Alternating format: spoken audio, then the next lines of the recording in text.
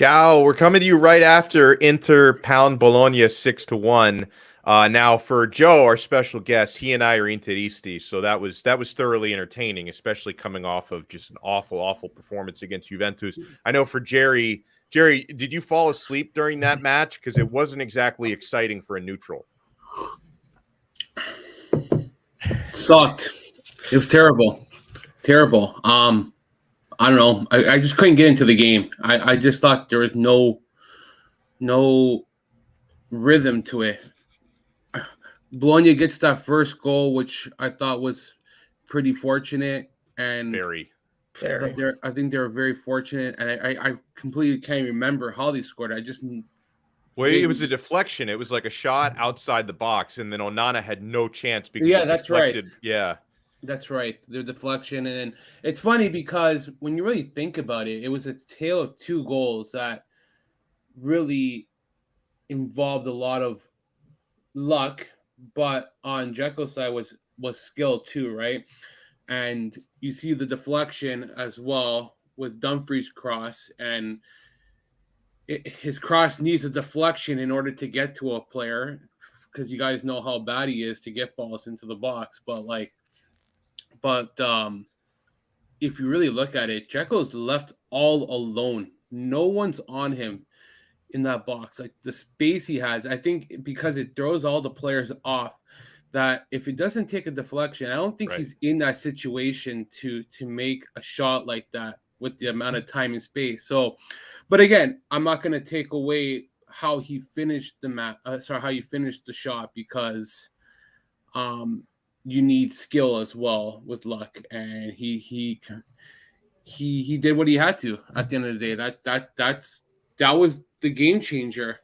Actually no, I don't think that was the game changer. I thought that at 1-1 it was fine. I think it was Gary Medel who changed the game around and kind of gave a lift to Inter.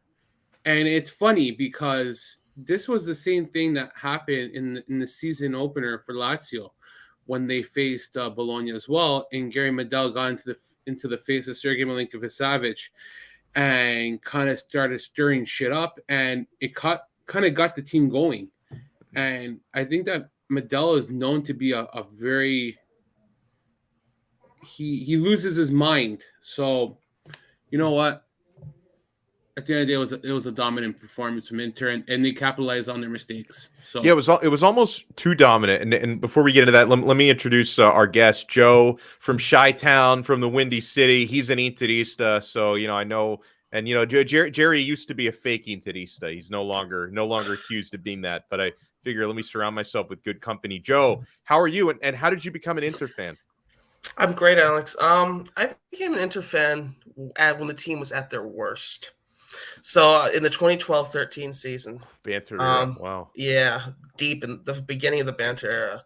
So the worst of the banter era. So yeah, that's when I became a fan, and it's just I've been here ever since. I love the team. I have so much fun watching the matches, and yeah, it's been great.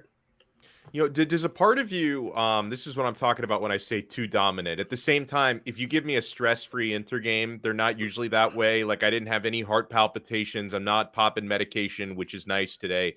But at the same time, like preparing for Atalanta in the next match day, it's like Inter only really had to play for like 50 minutes in this one. I mean, I guess it's nice to be able to make some subs, preserve some legs. So it may be a good thing, but also like, you almost want to be tested a little bit more when you go into one of the tougher squads you're going to have to play this year.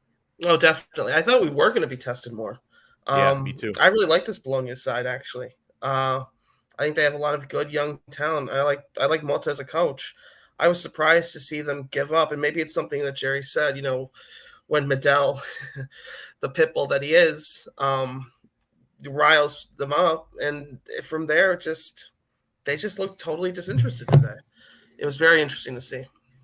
And Jerry, I know, you mentioned that it was like a fortunate cross that found Dzeko, just because, and yeah, obviously it wouldn't have just like gone perfectly for that volley if had it not been a deflection. And like you said, if it hadn't been a deflection, Dumfries probably would have put it into the fifth row and not anywhere near Dzeko. But the finish was world class by Dzeko. A lot of people, it's unfair to compare the situations, comparing it to Zidane, but one is a Champions League final and the other is like match day 14, whatever it is, against Bologna. So it's apples to oranges, but a superb finish. And Jerry, also for me, and Anthony already said this in the chat, and I wholeheartedly agree. DiMarco was my man of the match. Like, he was very lively, very dangerous on the left side, scored 2 goals. The free kick was brilliant, right? You never know and it was about as close to a penalty kick as it can be from a free kick, but you don't know. Is he going to try to go over the wall? He kept that one low, was able to find the corner without having to deflect or ricochet off anybody. He gets a goal in the second half as well. Like, DiMarco was absolutely outstanding. And it's like, Robin Gosens just doesn't have a chance. Like, even if he is fit again, it's like you can't bench this guy, Jerry. I'm just looking at the lineup, actually. It's funny. Of all players that you got Gagliardini, who got subbed on. And guess who didn't get subbed on? Joaquin Correa. Like, even in garbage time now, he's not getting called upon, eh? Yeah. Like, yeah. Maybe Inzaghi is coming to his senses that this guy's one big useless waste of space. But I saw a tweet by you, Joe, on Twitter just now that, and I want to give a shout out, but I agree with you that DiMarco can play the offensive side. His offensive game is bar none probably up there in City. I want to say top 5 because I'm pretty sure there's much better players than him, but right. He's up there. He's progressing. He's progressing. His defensive game is so bad. You are right about that. It is really bad. It doesn't help that he's the size of a hobbit, right? It's like it's hard to defend when you're 5 foot nothing. But that's where you have to learn how to be positioned. And you have to be tactically smart. It's like we say this in hockey. There's skill and there's hockey smarts. And sometimes a smaller player needs to be taught how to be smart when he doesn't have the size, when he doesn't have the length. You got to learn how to position yourself. And I think that DiMarco tries to do too much at times, and he's trying to go far up, far back, far up, far back. And he just needs to, like, kind of maybe take it a step back and just be focused on the task at hand and not try to do more than what he can do. I thought that Joe brought up a good point about that on Twitter. Like, yeah, that's that. If he can fix up his defensive game, I think that he can be a very what is he on your team? Is he a wingback? Like, wingback. Yeah. I always think that he plays so many positions that I sometimes don't even know. Yeah, because right? Sometimes he's been deputized to play left center back, which is he gets exposed. Like, wingback is so much better for him.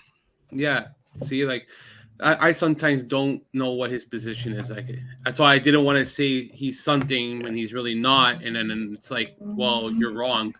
But I think the biggest aspect in this game was Brozovic coming on in the second half. I think that was smart because he hasn't played a lot. And those are minutes of just trying to get him back into game shape. He has missed a lot of time. I know people are going to say, well, you don't want to put him in that position because he hasn't played. He's just coming back from an injury. You want to prevent an injury. You can't think like that. These guys need to get back into the rhythm, and he's missed a lot of time. And I think that was smart to bring him on, at least even if it's 20 minutes. And he also, like, he wants to put his best foot forward before the World Cup. Because even though my Nerazzurri are not in it, Croatia are, so he's trying to get back to match fitness for that. I feel like if you go by this is not the end all be all by any stretch, because I disagree with these all the time, but if you go by the who scored ratings, they consider Dzeko to be the man of the match at a 9.2. DiMarco second best on Inter with an 8.7. I thought it was DiMarco for me. What did you think, Joe? And maybe anyone else you want to nominate? Who was your man of the match tonight for Inter? DiMarco, certainly. I thought when Gosens, I tweeted this a lot, but I think when Gosens came on today, he made an impact. I still think he's gone, unfortunately, in January, and that's really unfortunate because that was an investment for the club. but he looked good when he came on today. He looked interested today, as opposed to against Juventus, where it was rough. It was really rough to watch him. He just didn't look good at all. He didn't look like his head was there. He looked like he wanted to move. So I think he impressed me today. I like the shout out that Jared gave to Brozovic because he needed minutes. And I hope he can start against Atalanta. And speaking of Gosens, Jerry, when he scored that goal today, getting on the end of that cross, like sliding the way, it reminded me of like 90% of the goals that he scored for Atalanta, because he's just like, he's so dangerous when you can go wing back to Gosens. So how many goals he scored at Atalanta like that? So it was almost a weird feeling, Jerry, because I agree with Joe. I think he's probably going to get sold sooner rather than later. He's going to move on with his career because it just hasn't worked at Inter. But it's like when he scored that goal today, I'm thinking that's exactly why they brought him here in the first place a year ago, or 14, 12, 10 months ago, whatever it was, to score goals like that. You think it's too quick to give up on Gosens, though? Because, like, he hasn't played regularly.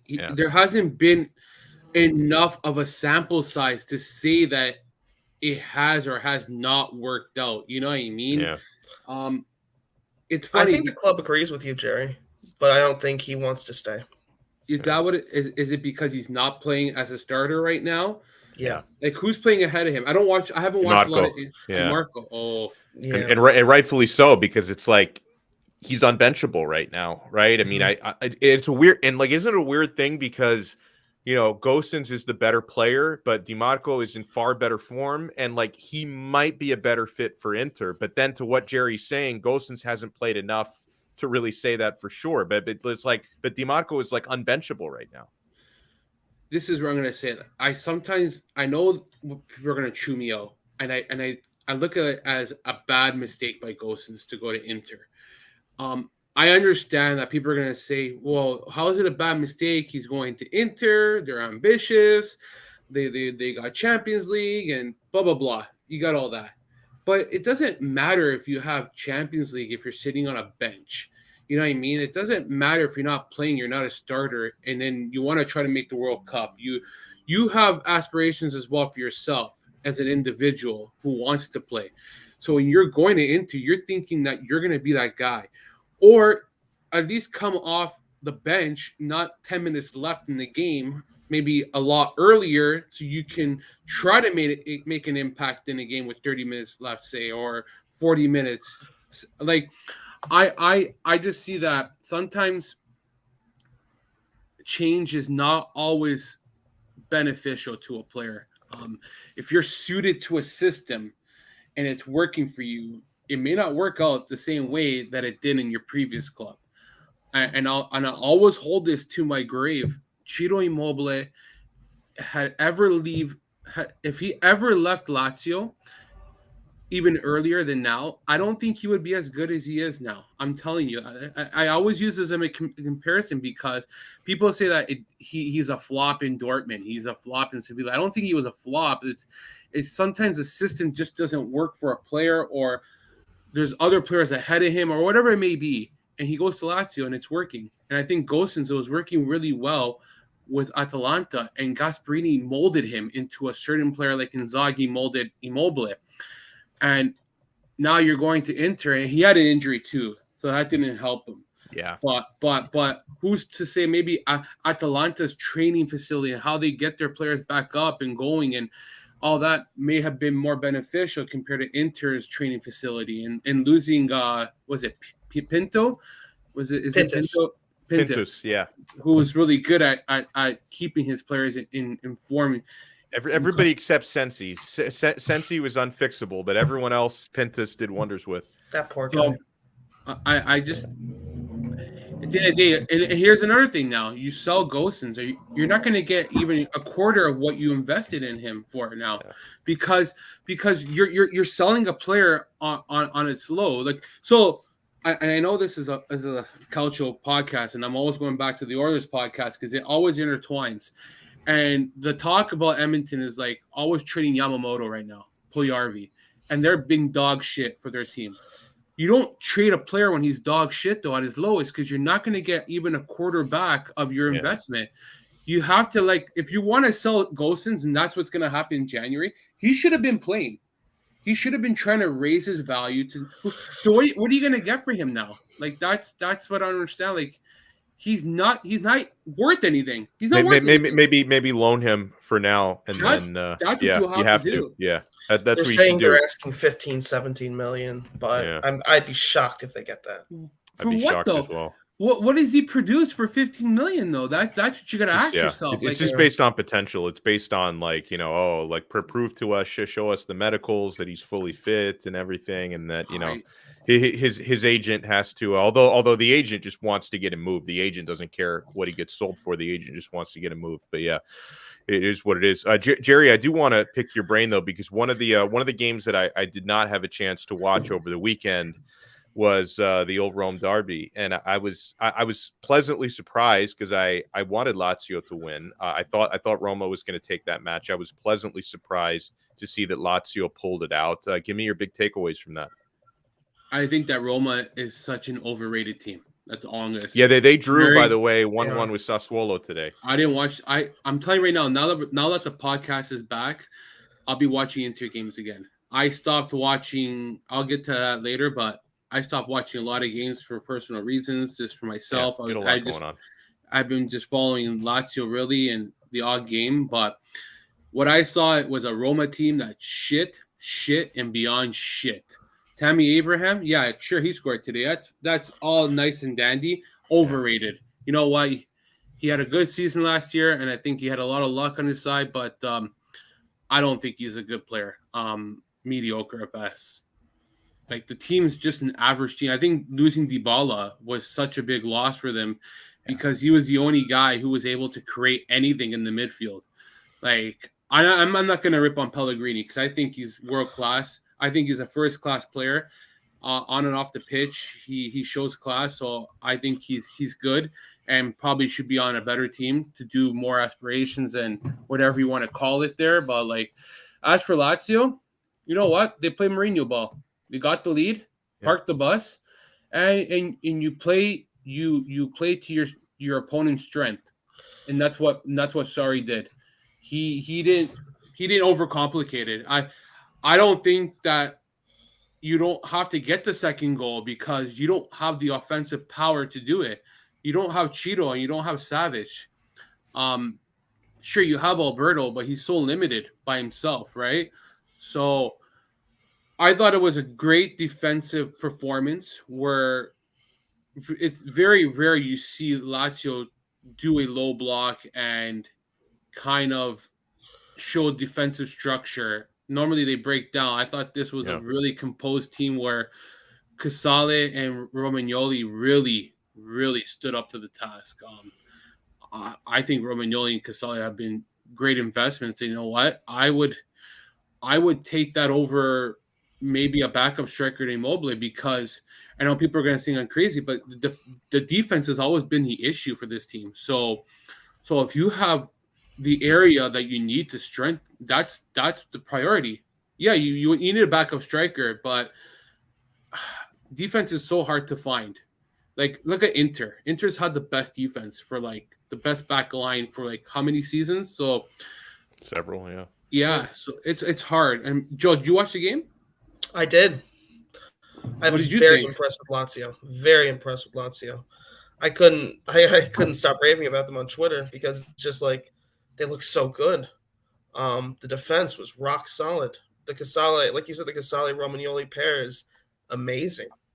Amazing. I really liked what I saw. It's the best Lazio defense I think I've ever seen, possibly. It's the most complete, certainly.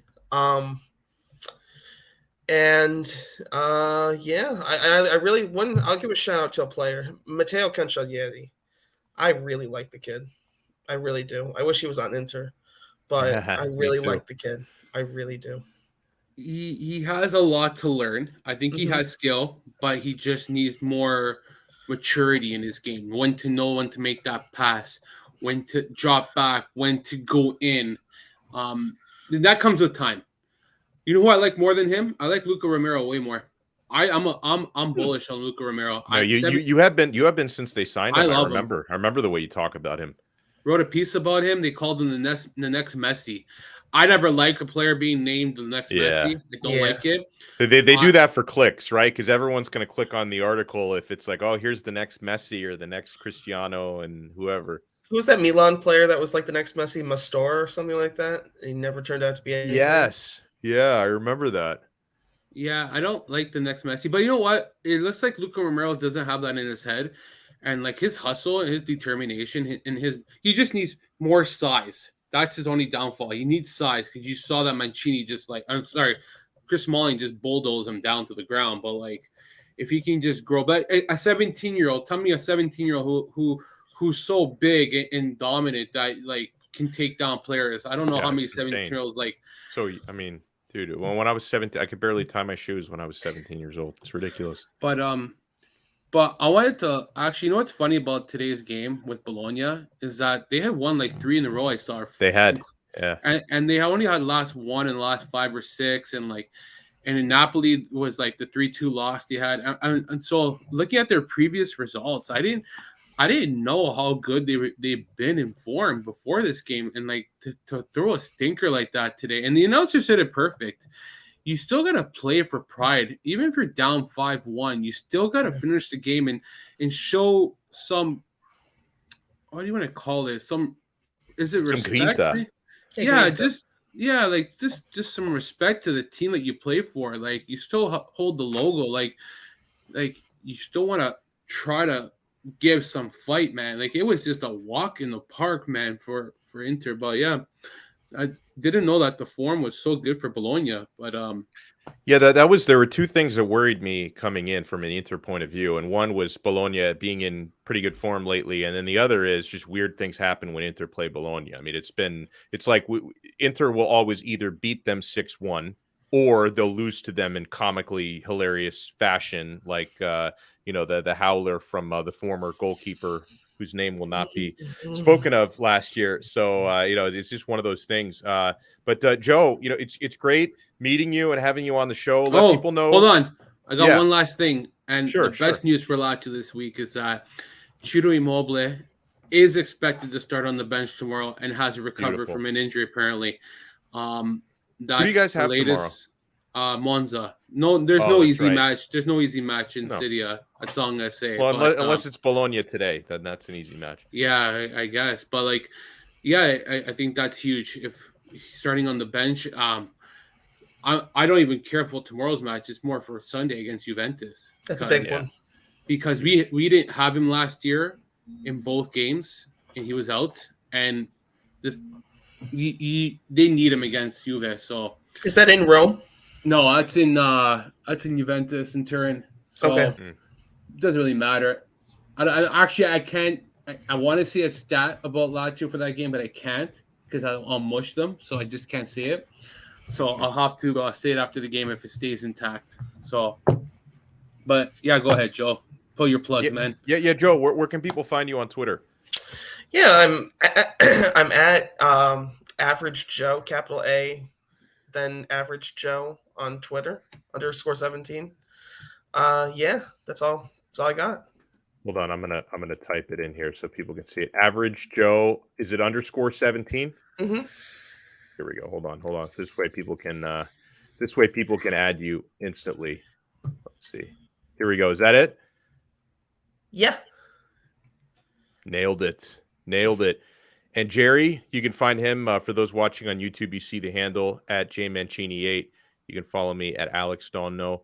And listen, Jerry, it's great to be back in the swing of things. I love it. So we'll have to talk again after the next round of matches. And Joe, we will not be strangers. We're going to be just like flooding your inbox with requests, like when you least expect it. So thank you so much for taking some time. My pleasure. Just a quick message. Yeah, the reason why I said I wasn't going to do podcasts anymore, and I wasn't at the time very reactionary, and just because of so much going on, my father might need surgery on his brain because he has a small blood clot, and my dad told me on Sunday that they might have to put a hole in to take the blood out. And then I found out last week that I have a fatty liver, so I need to find out and do more testing. And then I found my father has a fatty liver on Sunday. And like, could it be like hereditary then? I don't know. I don't know what that leads to be honest. I'm not a doctor. I broke my tooth eating a prosciutto sandwich like 2 weeks ago. Like How it's just, Italian of you. and then I was just really hectic at work, and it was just one thing after another, and trying to look for a house, and that hasn't been easy. And yeah, so it was like a lot of family matters, and it just came to the point where, and I wasn't watching football as much, and I was kind of losing interest because so many things went on. But I want to say thank you to everyone who has shown support and kind of been very nice on Twitter or offline or wherever it may be, friends, family, whatever it is. But yeah, I appreciate it, and I'm just happy to be able to do this again. So thank you. God bless you, and to your father, Absolutely. speedy recovery. I hope everything goes well. And thanks everyone for taking time to listen and to watch. We will talk to you again next time on another episode of the Calcio Connection podcast. Ciao.